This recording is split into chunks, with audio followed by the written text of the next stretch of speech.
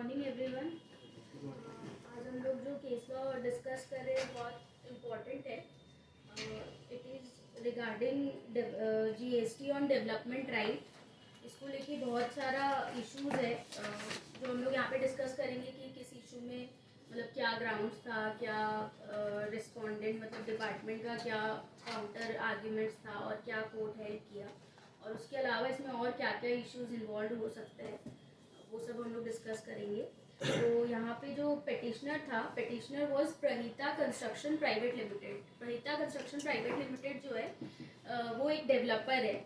He entered into a joint development agreement with two land owners, namely Jitvan Land Limited and Janina Marine Private Properties Private Limited. दो land owner है, उनके साथ वो एक joint development agreement में enter किया।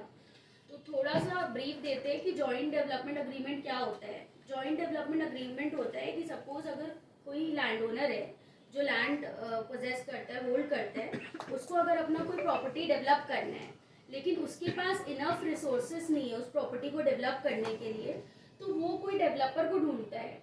Developer कौन होता है? वो डेवलपर जिसका एक्सपर्टाइज होता है डेवलप करने में। प्रॉपर्टीज डेवलप करने के लिए बहुत कुछ चाहिए होता है। सैंक्शन लेना होता है, रिसोर्सेज लगाना होता है, प्लान बनाना होता है, कैसे क्या करना है, डिज़ाइन करना है, तो बहुत कुछ एक्सपर्टीज चाहिए उसके लिए जो कि एक नॉर्मल लैंड ओनर के पास नहीं होता है। तो वो एक डेवलपर को ढूंढता है और वो लोग दोनों मिलके एक अग्रीमेंट में एंटर करते हैं जो कि नॉर्मली जॉइंट डेवलपमेंट अग्रीमेंट के नाम से जाना जाता है। और फिर वो लोग मिल के एक प्रॉपर्टी डेवलप करते हैं और जो प्रॉपर्टी डेवलप कर रहे हैं उसको सेल करते हैं।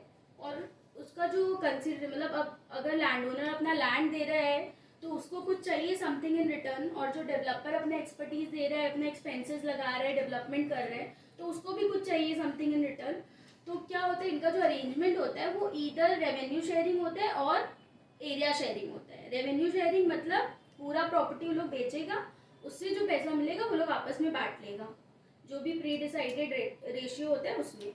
और एरिया शेयरिंग मतलब कि वो भी एक रेशियो होता है, उसमें वो लोग एरिया डिवाइड करेगा। सपोज 50-50 का रेशियो है तो 50% of the constructed flats will pertain to land owner and 50% will pertain to developer. Developer अपना पार्ट सेल कर सकता है, लैंड ओनर अपना पार्ट सेल कर सकता है, रिटेन भी कर सकता है इफ दे वांट। और भी मतलब बहुत कुछ है फैक्ट्स में, बट बहुत ज़्यादा डिस्कस नहीं कर रहे। ये ब्रीफ ओवरव्यू है कि क्या होता है जॉइंट डेवलपमेंट एग्रीमेंट। तो ये लोग एक जेडीए में एंटर किया 28/12/2017, ठीक है, 28 दिसंबर 2017 को वो लोग एक जेडीए डेवलपमेंट एग्जीक्यूट किया। ठीक है, तो अब जब जेडीए डेवलपमेंट एग्जीक्यूट किया तो अब है कि यहाँ पे टैक्सेबिलिटी कुछ आएगा। यहाँ पे क्या हुआ कि ये रिट प्रहिता कंस्ट्रक्शन प्राइवेट लिमिटेड एक रिट फाइल किया तेलंगाना हाई कोर्ट में, जहाँ पे वो इसके ऊपर कोई डिमांड आया या वैसा नहीं हुआ। ये रिट ऑफ मैंडमस है, मतलब ये क्योंकि ये कोई डिसीजन मतलब एक नोटिफिकेशन आया था 4/2018, ठीक है, 2018 में। उसमें बोला था कि जो डेवलपमेंट राइट ट्रांसफर हो रहा है और जो construction service developer land owner को दे रहा है उस पर टाइम ऑफ सप्लाई क्या होगा, उसका टाइम ऑफ सप्लाई क्या होगा, ठीक है। तो उसका वो टाइम ऑफ सप्लाई मान रहा था, तो इट वाज प्रिज्यूम्ड उस नोटिफिकेशन के हिसाब से कि टैक्सेबिलिटी तो है ऑलरेडी, तभी हम लोग टाइम ऑफ सप्लाई का बात कर रहे हैं। कोई चीज़ टैक्सेबल होगा तभी तो होगा ना कि उस पर कब टैक्स देना है, तो इसका मतलब कि टैक्सेबिलिटी एग्जिस्ट। तो ये जो पेटिशनर है वो उस नोटिफिकेशन को चैलेंज किया है 4/2018। वो बोल रहे हैं कि वो जो नोटिफिकेशन है वो इम्पोज कर रहा है taxability on transfer of development right and that notification is unconstitutional, ठीक है। उसके अलावा वो उसका आर्ग्यूमेंट ये है कि ट्रांसफर ऑफ डेवलपमेंट राइट जो है वो is as good as sale of land. उसका बोलना है कि लैंड ओनर जो है वो मेरे को सेल ऑफ लैंड कर रहा है, डेवलपमेंट राइट दे रहा है यानी कि सेल ऑफ लैंड कर रहा है, और सेल ऑफ लैंड जो है वो एक्सक्लूडेड है from the levy of GST under schedule 3 entry 5, ठीक है। तो इसीलिए उसके ऊपर टैक्स नहीं लगना चाहिए। अभी हम लोग डिटेल में डिस्कस करेंगे कि क्या पिटिशनर का आर्ग्यूमेंट्स था एक एक करके। तो रिट ऑफ मैंडेमस समझ में आ गया कि अगर कोई गवर्नमेंट अगर अपना कोई ड्यूटी परफॉर्म करने के लिए फेल हो जाता है तो उससे अगर कोई मतलब जो कोर्ट है उसको डायरेक्शन दे सकता है, उसको बोल सकता है कि तुम इसको सही करो। तो उसके लिए अगर वो जाके बोला कि दिस नोटिफिकेशन इज नॉट मतलब अनकॉन्स्टिट्यूशनल, तो वो फिर कोर्ट डिसाइड करेगा कि वो अनकॉन्स्टिट्यूशनल है क्या और बोलेगा कि अनकॉन्स्टिट्यूशनल है गवर्नमेंट को, तो फिर अकॉर्डिंगली लॉ में चेंजेस आएगा। ठीक है, ऐसा। तो अब हम लोग बोल रहे हैं कि यहाँ पे अब पेटिशनर का क्या आर्ग्यूमेंट है, फैक्ट्स क्लियर है ना सबको। ठीक है, अब हम लोग डिस्कस कर रहे हैं कि पेटिशनर क्या आर्ग्यूमेंट दे रहा है, किस आर्ग्यूमेंट के बेसिस पे वो बोल रहे हैं कि transfer of development right is sale of land और उस पर जीएसटी नहीं लगना चाहिए। तो फर्स्ट वो बोल रहे हैं कि जो ट्रांजैक्शन है लैंड ओनर और डेवलपर के बीच में वो सेल ऑफ लैंड है, और transfer of development right amounts to sale and right on set property getting transferred upon petitioner. वो बोल रहे हैं कि उसका जो राइट है, प्रॉपर्टी का जो राइट है, वो पेटिशनर को ट्रांसफर हो जाता है। जब हम लोग कोई जेडीए में एग्रीमेंट में एंटर करते हैं तो वो जो प्रॉपर्टी का राइट है वो पेटिशनर को ट्रांसफर हो जाता है, और ये जो पेटिशनर को ट्रांसफर हो रहा है तो इसका मतलब कि वो सेल ऑफ लैंड हो रहा है। ठीक है, और क्योंकि वो सेल ऑफ लैंड है तो इसीलिए उसके ऊपर टैक्स नहीं लगना चाहिए, उसका ये आर्ग्यूमेंट है। फिर वो बोल रहा है कि ये जो नोटिफिकेशन इशू किया गया है 4/2018, ये अल्ट्रा वाइज है। ठीक है, क्यों मतलब वो बोल रहे हैं कि कौन कौन सा आर्टिकल का वायलेशन हुआ है इस नोटिफिकेशन में। Article 14, article 246A and article 265 of the constitution violate हुआ है इस नोटिफिकेशन में। आर्टिकल 14 क्या है? आर्टिकल 14 बोलता है इक्वालिटी बिफोर लॉ। ठीक है, तो मतलब कि जैसे ये बोलना चाह रहे हैं कि अगर सेल ऑफ लैंड पे टैक्स नहीं लगता है तो फिर transfer of right in land उस पर क्यों टैक्स लगेगा? तो उस पर नहीं लगना चाहिए। अगर लग रहा है तो मतलब वो इक्वालिटी का जो राइट है उसको खत्म कर रहे हैं, इसीलिए बोल रहे हैं कि वो उसके अगेंस्ट, मतलब उसके अल्ट्रावाइज है। उसके अलावा बोल रहे हैं कि 246A, 246 क्या है कि 246 में स्टेट को पावर दिया गया है कि वो जीएसटी लगा सकता है। कोई भी ट्रांजैक्शन पे टैक्स लगता है तो सीजीएसटी और एसजीएसटी दोनों लगते हैं, सीजीएसटी सेंटर, एसजीएसटी स्टेट। तो मतलब ये बोल रहे हैं कि ये जो लाइबिलिटी है ये 246A के मतलब वायलेट कर रहे हैं उसको भी, 246A को भी, क्योंकि स्टेट भी अपना टैक्स लगा रहे तेलंगाना स्टेट टैक्स है यहाँ पे, वो लग रहे हैं। उसके अलावा 265 है आर्टिकल, जो बोलता है कि no tax shall be levied और collected except by authority of law. तो जब तक लॉ में अथॉरिटी नहीं है किसी चीज पे टैक्स लगाने का तो कोई भी टैक्स लेवी और कलेक्ट नहीं हो सकता। ऐसा क्यों बोल रहे हैं कि लैंड पे टैक्स लग ही नहीं सकते हैं, देयर इज नो अथॉरिटी कि लैंड पे जीएसटी लग सके, मतलब टैक्स लग सके। इसीलिए बोल रहे हैं कि यहाँ पे अथॉरिटी नहीं है, तो ये आर्टिकल 265 का वायलेशन हो रहा है। तो ये जो नोटिफिकेशन है 4/2018 जो टाइम ऑफ सप्लाई बताता है transfer development and construction service का, वो वायलेटिव हो आर्टिकल 14, 246 एंड 265। उसके अलावा इन लोग बोल रहे हैं कि ये जो नोटिफिकेशन है इसमें कोई मेथडोलॉजी नहीं बताया है कि कैसे टैक्स, मतलब टैक्सेबल है बोलने से थोड़ी होगा, टैक्स लगेगा तो किस पे लगेगा, किस रेट ऑफ टैक्स पे लगेगा, कैसे लगेगा, सब कुछ बताना पड़ेगा ना। तो ये जो नोटिफिकेशन है यहाँ पे ये मेथडोलॉजी नहीं दिया गया है। It is what argued by the petitioner कि ये जो नोटिफिकेशन है यहाँ पे कोई मेथडोलॉजी नहीं प्रोवाइडेड है। उसके अलावा ये जो नोटिफिकेशन है ये इलॉजिकली दिया गया है, मतलब इलॉजिकल रीजंस के साथ दिया गया है। मतलब इतना ज़्यादा डिटेल में नहीं डिस्कस करें कि क्यों इसको इलॉजिकल बोल रहे हैं, बट ऐसा बोल रहे हैं कि नोटिफिकेशन इलॉजिकल है और अनकॉन्स्टिट्यूशनल है, आर्बिट्रेरी है। तो इसीलिए ये सब बोल के वो लोग बोल रहे हैं कि this notification is not sustainable and ultra vires. फिर पिटिशनर बोल रहे हैं कि जेडीएस जो होता है नॉर्मली क्यों एंटर होता है कि लैंड ओनर अपना सेल करना चाहता है लैंड को, उसके लिए वो जेडीए में एंटर करता है।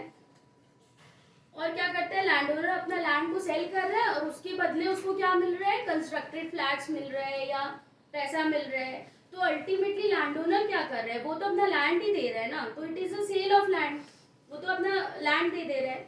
तो पिटिशनर बोल रहे हैं कि इसीलिए ये जो है ये सेल ऑफ लैंड ही है, और जो जेडीए एंटर होता है उसको एज अ कन्वेंस ही मानना चाहिए कि वो अपना लैंड ही दे दिया है और अकॉर्डिंगली इसके ऊपर टैक्स नहीं लगना चाहिए।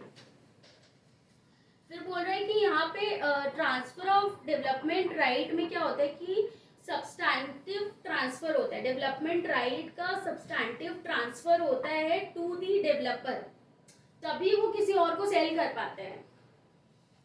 ठीक है, तो अब और जो मतलब जो वो जो सेल करता है उसके बदले उसको जो पैसा मिलता है डेवलपर को वो उसका इन्वेस्टमेंट का रिटर्न होता है, ऐसा बोला हुआ है। तो मतलब ये बोल रहे हैं कि अगर डेवलपर को अगर राइट नहीं मिलेगा तो वो फिर वो सेल कैसे करेगा। तो इसका मतलब कि वो उसको जो राइट मिल रहा है that is sale of land only, इसीलिए वो भी उसको ट्रांसफर कर पा रहे हैं। उसके बाद बोल रहे हैं कि कोई भी लेवी टैक्स किसी भी चीज पे लग नहीं सकता है by way of a notification. वो लोग पहला बात तो लोग ऐसा बोल रहे हैं कि इस नोटिफिकेशन से ही लेवी हो रहा है टैक्स, ठीक है। उनका अंडरस्टैंडिंग ये है कि 4/2018 जो है उससे ही लेवी हो रहा है टैक्स, इसीलिए वो लोग ऐसा बोल रहे हैं कि नोटिफिकेशन से टैक्स लेवी नहीं हो सकता है, जो हम लोग पहले भी डिस्कस किए थे कि डेलीगेटेड प्रोविजन ओएनजीसी में कि ये डेलीगेटेड प्रोविजन है उससे टैक्स लेवी नहीं होता है। सब्सटैंटिव प्रोविजन जो लॉ में है वो हम लोग को देखना पड़ेगा। तो वो बोल रहे कि नोटिफिकेशन से टैक्स लेवी नहीं हो सकता है, इसीलिए ये जो नोटिफिकेशन है वो अनकॉन्स्टिट्यूशनल है। और जो गवर्नमेंट है वो अपना जुरिस्डिक्शन के बियॉन्ड गया है, ये नोटिफिकेशन इशू करने के लिए गवर्नमेंट अपना जुरिस्डिक्शन के बियॉन्ड गया है, क्योंकि नोटिफिकेशन में टैक्स नहीं लग सकता इसीलिए, ठीक है। और this notification travelled beyond the 4 corners of GST law. उसके बाद बोला है कि ठीक है अगर नोटिफिकेशन इशू भी हुआ है तो इस नोटिफिकेशन में कोई स्पेसिफिक मैकेनिज्म या मशीनरी प्रोविजन नहीं दिया हुआ है कि कैसे टैक्स लगेगा, क्वांटम ऑफ टैक्स लाइबिलिटी क्या होगा। अगर ट्रांसफर ऑफ डेवलपमेंट राइट होता है तो क्वांटम ऑफ टैक्स लाइबिलिटी क्या होगा ये नहीं बताया गया इस नोटिफिकेशन में। And no specific provision is given under GST जो कि मेरा रेट ऑफ टैक्स डिटरमाइन करेगा कि इस पे क्या रेट ऑफ टैक्स लगेगा, इस ट्रांसफर ऑफ डेवलपमेंट राइट पे क्या रेट ऑफ टैक्स लगेगा, किस वैल्यू पे टैक्स लगेगा, इससे रिलेटेड कोई भी स्पेसिफिक प्रोविजन जीएसटी लॉ में नहीं है, ठीक। इसीलिए ये जो नोटिफिकेशन है ये अल्ट्रा वायज है, अनकॉन्स्टिट्यूशनल है। फिर वही बोल रहे कि नोटिफिकेशन जो है वो डेलीगेटेड लेजिस्लेशन है और उसके वो जो है वो सब्सटैंटिव लॉ के बियॉन्ड नहीं जा सकता है। अगर सब्सटैंटिव लॉ में ऐसा बोला है कि किसी चीज पे टैक्स नहीं लग सकता है तो कोई नोटिफिकेशन ला के उसके ऊपर टैक्स नहीं लगाया जा सकता है। तो इसीलिए नोटिफिकेशन जो है वो सब्सटैंटिव लॉ के बियॉन्ड नहीं जा सकता है। और इसमें वो लोग एक सुप्रीम कोर्ट का जजमेंट भी रिलाइड अपन किया है, Rajasthan state industrial development and investment corporation, जिसमें बोला है कि जो अथॉरिटीज है वो लेवी नहीं कर सकता है टैक्स और इम्पोज नहीं कर सकता है tax by way of a notification. और जो सेक्शन 148 है जिस सेक्शन के अंडर में ये 4/2018 नोटिफिकेशन इशू हुआ है, ये जो सेक्शन है ये पावर नहीं देता है गवर्नमेंट को टू लेवी जीएसटी। मतलब this section does not provide power to levy GST. Section 148 क्या है, सेक्शन 148 है जो स्पेशल प्रोसीजर बताता है कि सपोज अगर कोई ट्रांजैक्शन है तो उसमें क्या स्पेशल प्रोसीजर फॉलो करना है, तो प्रोसीजरल एस्पेक्ट्स के लिए ये सेक्शन है, तो इससे टैक्स इम्पोज नहीं हो सकता है, ठीक है। तो 148 में there is no power to levy GST, ठीक है। उसके अलावा भी लोग लिस्ट ऑफ केस लॉज दिया था, खाली नाम दिया हुआ था कि ये केस में हम लोग और रिलाई कर रहे हैं, उसको डिस्कस नहीं किया हुआ था, खाली नाम दिया हुआ था, ठीक है। ये तो है कि पिटिशनर क्या क्या आर्ग्यूमेंट लिया कि क्यों ट्रांसफर ऑफ डेवलपमेंट राइट को सेल ऑफ लैंड मानना चाहिए और इस पे पर टैक्स नहीं लगना चाहिए। अब हम लोग डिस्कस कर रहे हैं कि रिस्पोंडेंट का क्या क्या आर्ग्यूमेंट था, वो लोग क्या क्या काउंटर आर्ग्यूमेंट दिया कि इसके ऊपर क्यों टैक्स लगना चाहिए, तो क्यों सेल ऑफ लैंड नहीं मानना चाहिए ट्रांसफर डेवलपमेंट राइट को।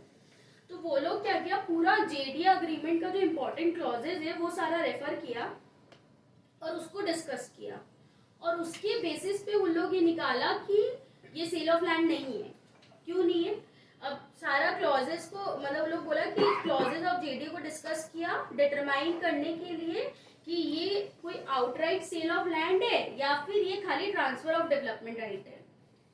अगर आउटराइट सेल रिस्पोंडेंट मतलब डिपार्टमेंट के हिसाब से अगर खाली आउटराइट सेल ऑफ लैंड होगा तो उसके ऊपर जीएसटी नहीं लगेगा, ठीक है। तो इसीलिए वो लोग डिटरमाइन किया पूरा अग्रीमेंट पढ़ के कि आउटराइट सेल ऑफ लैंड है या खाली ट्रांसफर ऑफ डेवलपमेंट राइट है।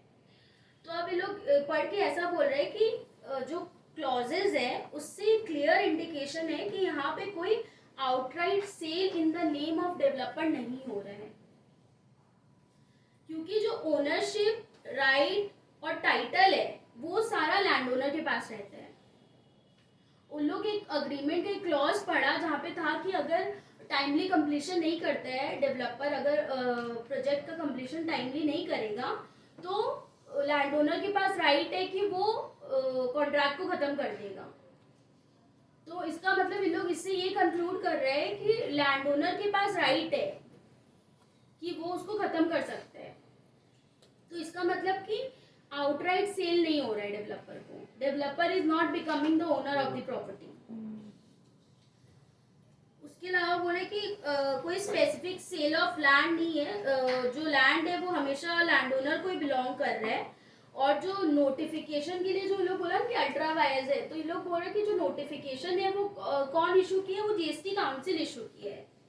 और आर्टिकल 279A में जीएसटी काउंसिल के पास इनॉर्मस पावर है इशू करने का, तो वो ऐसा नोटिफिकेशन इशू कर सकते हैं और वो नोटिफिकेशन वैलिड है। ये काउंटर आर्ग्यूमेंट है मतलब रिस्पोंडेंट का। उसके अलावा लोग बोल रहे बार बार लोग क्लॉजेस पे बहुत फोकस कर रहा था कि जेडीए का जो क्लॉजेस है वो कहीं पे भी ये नहीं स्टैब्लिश करता है कि आउटराइट सेल हुआ है by the land owner to the developer और पिटिशनर।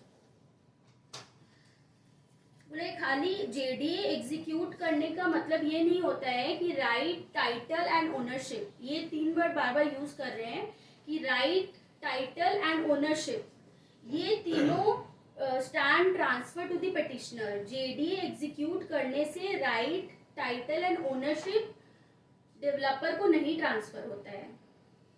दिस इज व्हाट मतलब रिस्पोंडेंट्स आर्ग्यूमेंट इज। और बोला कि लैंड ओनर जो होता है उसके पास बहुत सारा राइट होता है, इमूवेबल प्रॉपर्टी से अटैच्ड बंडल ऑफ राइट्स होता है लैंड ओनर के पास। उसमें से one of the right is to getting the property developed by someone, some agencies और समवन लाइक डेवलपर। तो वन ऑफ द राइट है कि वो डेवलप कराएगा अपना प्रॉपर्टी, तो वो डेवलप करने का राइट डेवलपर को देता है। He is not transferring all his rights to the developer, इसीलिए it is not a sale of land as per the respondent. उसके अलावा मतलब यहाँ पे बोल रहे कि कोई इसको लेके कोई झगड़ा ही नहीं है, मतलब दे आर कन्विंस्ड कि सेल ऑफ लैंड है ही नहीं। वो बोल रहे कि इसको लेके तो झगड़ा ही नहीं है कि राइट और ओनरशिप ये सब ट्रांसफर नहीं हो रहा है डेवलपर को, इसमें कोई डाउट ही नहीं है। ये जो राइट और टाइटल और पोजेशन है वो हमेशा ही वेस्टेड रहता है with the owner only, land owner only. फिर इन लोग एक रेफरेंस दिया जेडीए क्लॉज में जो कैंसिलेशन वाला था कि अगर कभी भी कैंसिल होगा कॉन्ट्रैक्ट तो land owner has right to मतलब कैंसिल द कॉन्ट्रैक्ट। अगर कभी भी डिले होगा, सपोज कोई पर्टिकुलर टाइम फ्रेम वहाँ दिया हुआ है कि इतना दिन के अंदर जो अग्रीमेंट कॉन्ट्रैक्ट कंस्ट्रक्शन कंप्लीट होना चाहिए, अगर वो डिले होगा तो लैंड ओनर के पास राइट है कि वो उसको कैंसिल कर देगा। तो इसके बेसिस पे वो लोग बोल रहे हैं कि टाइटल, ओनरशिप और राइट जो है वो हमेशा लैंड ओनर के पास ही वेस्टेड रहता है।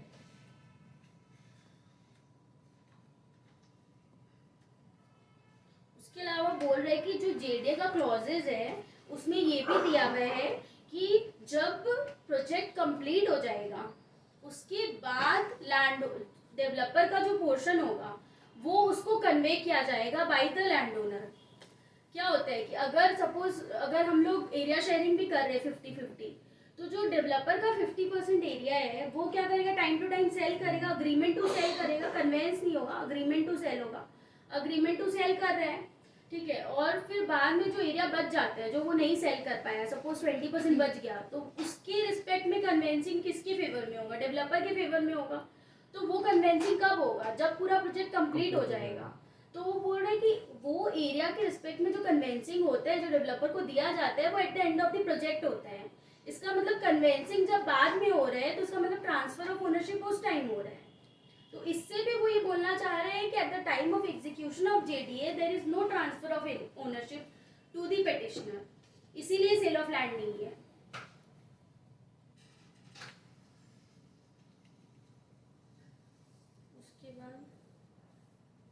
उसके बाद वापस एक क्लॉज रेफर किया जेडीए का, उसमें बोला है, उस क्लॉज में ऐसा लिखा हुआ है कि parties agrees that execution of JDA and permissive possession of developer shall not be construed as delivery of possession in part performance of any agreement to sell under 53A of transfer of property act. ऐसा clause दिया है कि ये जो delivery अभी हम लोग जो लैंड दे रहे हैं वो परमिसिव पोजेशन है, मतलब हम लोग उसको अलाउ कर रहे टू डेवलप दैट प्रॉपर्टी, तो this is a permissive position और पोजेशन, और इसको डिलीवरी ऑफ पोजेशन नहीं मानना चाहिए। मतलब यहाँ पे आई थिंक ये जो पार्ट परफॉर्मेंस, क्योंकि सूट फाइल कर सकते हैं part performance, specific performance act में हम लोग फाइल कर सकते हैं पार्ट परफॉर्मेंस ऑफ कॉन्ट्रैक्ट के लिए, तो वो अपना सेफगार्ड करने के लिए लैंड ओनर ऐसा क्लॉज देता होगा कि ऐसा कोई नहीं फाइल करे, तो उससे उन लोग ये निकाले डिराइव कर रहे हैं कि इसका मतलब कि ओनरशिप ट्रांसफर नहीं हो रहा है, खाली परमिसिव पोजेशन ही मिल रहा है डेवलपर को।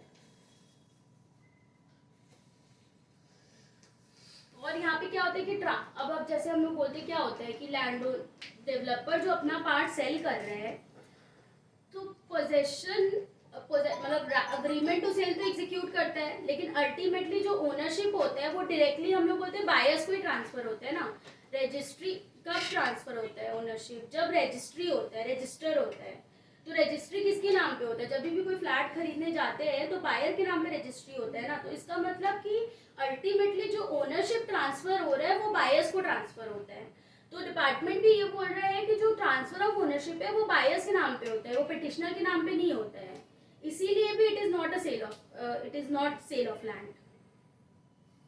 ठीक है, उसके अलावा यहाँ पे लोग सर्विस टैक्स में एक सर्कुलर आया था 2012 में, जिसमें इस चीज को डिस्कस थोड़ा बहुत दिया गया था, जहाँ से ये इंटरप्रिटेशन आ रहा था कि ये जो ट्रांसफर ऑफ डेवलपमेंट राइट है this is sale of land और इसके ऊपर सर्विस टैक्स नहीं लगेगा, लेकिन ये लोग इसको डिस्टिंग्विश किया है यहाँ पे। डिपार्टमेंट बोल रहे हैं कि वो जो सर्कुलर था उसका यहाँ पे कोई रेलेवेंस नहीं है इस रिट पिटिशन में, क्योंकि सर्विस टैक्स में लॉ भी थोड़ा अलग था, वहाँ पे राइट मतलब इमूवेबल प्रॉपर्टी बोल के बोला गया था, तो इसीलिए वहाँ पे इन्फ्रेंस ऐसा निकल रहा था कि ट्रांसफर ऑफ डेवलपमेंट राइट पे टैक्स नहीं लगना चाहिए।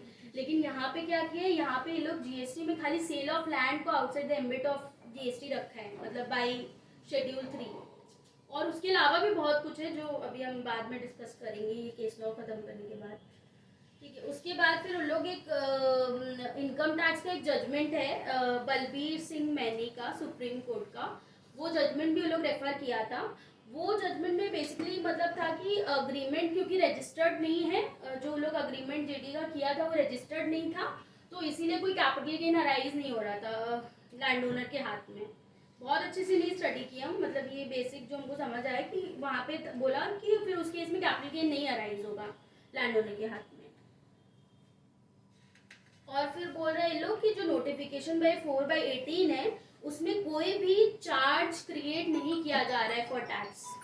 This notification is not issued for creating any charge of tax. ठीक है, it only provides time when the tax is required to be paid. ठीक है, जो हम लोग डिस्कस की कि ये जो नोटिफिकेशन है ये टैक्सेबिलिटी नहीं बोल रहे कि टैक्सेबल होगा, वो खाली टाइम ऑफ सप्लाई बता रहे हैं कि इसका टाइम ऑफ सप्लाई कब होगा, तो इसका मतलब कि उसमें प्रिजम्पशन है कि टैक्सेबिलिटी तो ऑलरेडी एग्जिस्ट करता है। तो डिपार्टमेंट वही बोल रहे हैं कि 4/18 जो नोटिफिकेशन है ये कोई चार्ज नहीं क्रिएट कर रहा है टैक्स का, ये खाली टाइम ऑफ सप्लाई बता रहा है। तो ये था मतलब ये था रिस्पोंडेंट का जो भी आर्ग्यूमेंट्स था। अब इसके बेसिस पे कोर्ट का क्या जजमेंट हुआ, कोर्ट बोला कि there is no automatic transfer of ownership given to the petitioner at the time of execution of JDA. ये सब सुन के और जो क्लॉजेस जो भी रेफर किया गया जेडीए को वो सब को ध्यान में रखते हुए कोर्ट बोला कि कोई ऑटोमेटिक ट्रांसफर ऑफ प्रॉपर्टी नहीं हो रहा है पिटिशनर को eight the time of execution of JDA. जब सीसी आ जाता है उसके बाद पिटिशनर को राइट इन द प्रॉपर्टी मिलता है, और खाली जेडीए कर लेने से ये इंडिकेट नहीं होता है कि ट्रांसफर ऑफ ओनरशिप हो रहा है टू द पिटिशनर, तो इसीलिए जो टीडीआर है उसके ऊपर जीएसटी लगेगा। और नोटिफिकेशन के ऊपर कुछ नहीं बोले। हाँ, नोटिफिकेशन के लिए बोले कि चैलेंज ऑफ नोटिफिकेशन मतलब held to be devoid of merit, बस इतना ही बोला है। ये जो नोटिफिकेशन, क्योंकि ये जो रेस्पोंडेंट जो आर्ग्यूमेंट दे रहा है कि टैक्सेबिलिटी टैक्स तो नहीं इम्पोज कर रहा है, वो तो सही है, वो तो एक्चुअली खाली टाइम ऑफ सप्लाई ही बता रहा है। तो इसीलिए वो बोला कि जो नोटिफिकेशन चैलेंज किया गया that is devoid of merit. और उसके अलावा जो रिलीफ मांगा है पिटिशनर को वो रिलीफ नहीं दिया गया और उसका जो रिट पिटिशन है वो डिसमिस हो गया। तो this was the conclusion by the court. और कोई सवाल? टैक्स रेट क्या होगा नहीं होगा? वो सब यहाँ पे डिस्कस नहीं किया है जजमेंट में। ये चीज मान लीजिए बोला जाता है कि नोटिफिकेशन से टाइम से बताता है, बट टैक्सेबिलिटी लग रहा है वो कहाँ पे पता चलेगा? वो तो प्रोविजंस में पता चलेगा, जैसे सेक्शन 9 में लेवी है, लेवी सप्लाई है कि नहीं वो देखना पड़ेगा। फिर सप्लाई में शेड्यूल 1, 2, 3 दिया हुआ है, तो शेड्यूल 3 है। अब जैसे हम और भी डिस्कस कर रहे थे कि ये जो केस है यहाँ पे खाली एक ही आर्ग्यूमेंट लिया गया है कि transfer of development right is sale of land और उसके ऊपर जीएसटी नहीं लगना चाहिए। बट क्यों वो सेल ऑफ लैंड माना जाना चाहिए उसके ऊपर कोई डिस्कशन नहीं हुआ है इस केस लॉ में। हम लोग ऐसा बहुत सारे इश्यूज डील करते हैं और हम लोग वहाँ पे क्योंकि जीएसटी में सेल और लैंड ये दोनों टर्म डिफाइन नहीं है कि लैंड क्या होता है और सेल क्या होता है।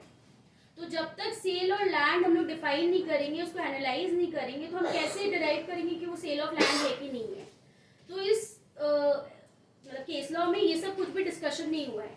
तो पिटिशनर ये सब आर्ग्यूमेंट अगर देता तब हम लोग को पता चलता कि कोर्ट का उसके ऊपर क्या व्यू आ रहा है। तो वो अभी तक मतलब डिस्कशन ही नहीं हुआ है। तो हम लोग बहुत सारा उसके लिए हम लोग को देखना पड़ेगा ट्रांसफर ऑफ प्रॉपर्टी एक्ट में क्या बोला है, लैंड एक्विजिशन एक्ट में क्या बोला है, जनरल क्लॉजेज एक्ट में क्या बोला है। सारा अलाइड लॉज में अलग अलग डेफिनेशन है, कहीं पे सेल डिफाइंड है, कहीं पे इमूवेबल प्रॉपर्टी डिफाइंड है, कहीं पे लैंड डिफाइंड है। तो वो सबसे हम लोग को समझना पड़ेगा कि सेल क्या होता है और लैंड क्या होता है, और whether transfer of development right is the sale of land और नॉट। ठीक है, उसके बेसिस पे हम लोग को देखना होगा। तो जो ये सब जो एक्ट है उससे क्या निकलता है कि लैंड जो है that covers benefit to arise out of land. मतलब कोई भी बेनिफिट जो अराइज होता है out of land that is also land. Land include benefit arising out of land. तो अगर वो बेनिफिट जो अराइज हो रहा है अगर वो भी लैंड है तो जो इसमें क्या हो रहा है कि एक राइट मतलब benefit arising out of transfer of development right is land. क्या हम लोग बोल सकते हैं कि ऐसा कि TDR is also a land, ऐसा कुछ बोल सकते हैं क्या? और सेल क्या होता है? सेल में मतलब मेरे को पूरा ओनरशिप ट्रांसफर होना चाहिए क्या, या अगर मेरे को कुछ राइट भी ट्रांसफर हो गया तो वो माना जाएगा। मतलब ये सब एस्पेक्ट्स है जो हम लोग को और फर्दर हम लोग उस पर डिलीवर कर सकते हैं और डिटेल में डिस्कशन कर सकते हैं। और सबसे मेन बात ये है कि कॉन्स्टिट्यूशन में प्रोविजन ही नहीं दिया गया है कि मतलब पावर ही नहीं दिया गया है कि इमूवेबल प्रॉपर्टी पे GST लग सकता है। तो अगर खाली शेड्यूल 3 में लैंड मेंशन है इसका मतलब ये नहीं है कि बाकी का सारा का जो भी इमूवेबल प्रॉपर्टी है सारा टैक्सेबल हो जाएगा। शेड्यूल 3 क्या है? मतलब वो एक प्रिकॉशनरी उसमें कुछ आइटम दिया हुआ है कि ये पे GST नहीं लगेगा, this is outside the ambit of the GST। But इसका मतलब ये नहीं है कि anything which is not specified in schedule 3 is taxable under GST। तो हम लोग को वो भी देखना पड़ेगा। तो कॉन्स्टिट्यूशन में जब पावर ही नहीं है अगर किसी चीज पे टैक्स लगने का तो कैसे टैक्स लग सकता है? तो इसको लेके भी बहुत कुछ लिटरेचर मतलब वी कैन डिस्कस। ये जो TDR में मतलब अर्लियर रीजन में टैक्सेशन में एप्लीकेबल नहीं था टैक्स ना, और अभी GST में एप्लीकेबल है। क्योंकि दोनों का अलग अलग प्रोविजंस है।